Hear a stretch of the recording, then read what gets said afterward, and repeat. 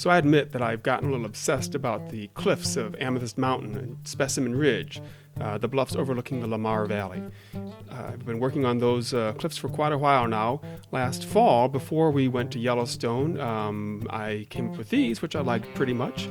But then going there and exploring the area and seeing what they really look like, I realized we needed some sheer bluffs. So I worked on those some in Unity, but you can see obviously that these look really bad.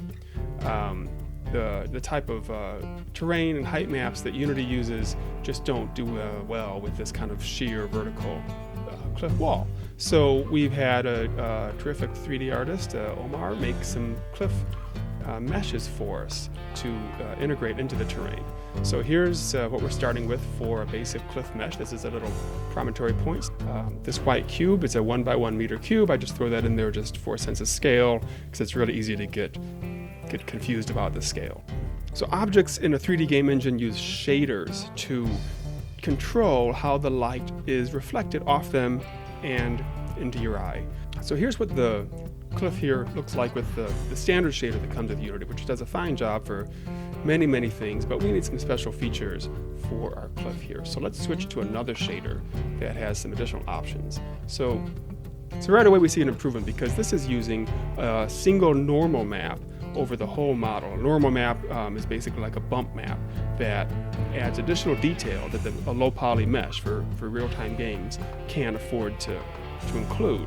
So the normal map adds extra detail about how light reflects off of it. So you can see just a lot more bumps on that here if I switch back and forth. Just adding that normal map makes a big difference.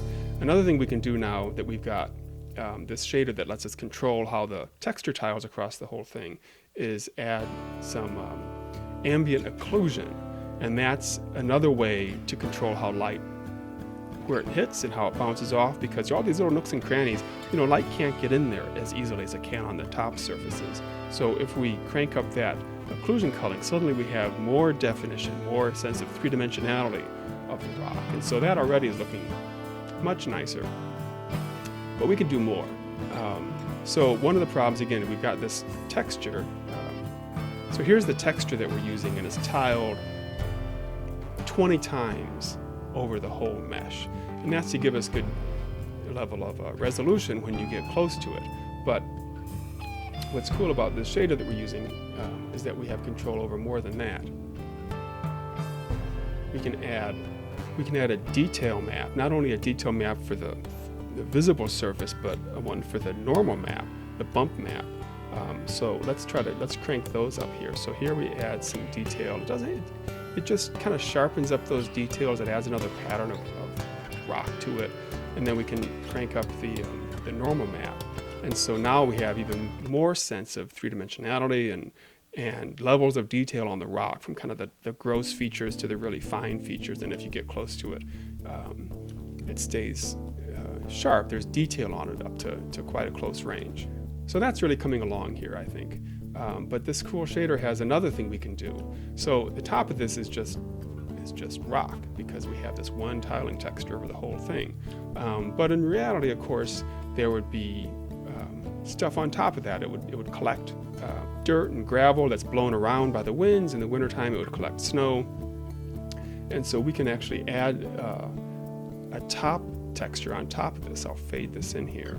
So now on all the top surfaces of this model, we've got some gravel, which is similar to the gravel here. Now it's interesting, even though these are the same texture, just the way shaders work, they react to light differently, and so the colors are a little different. So that's something that'll take some more fine tuning.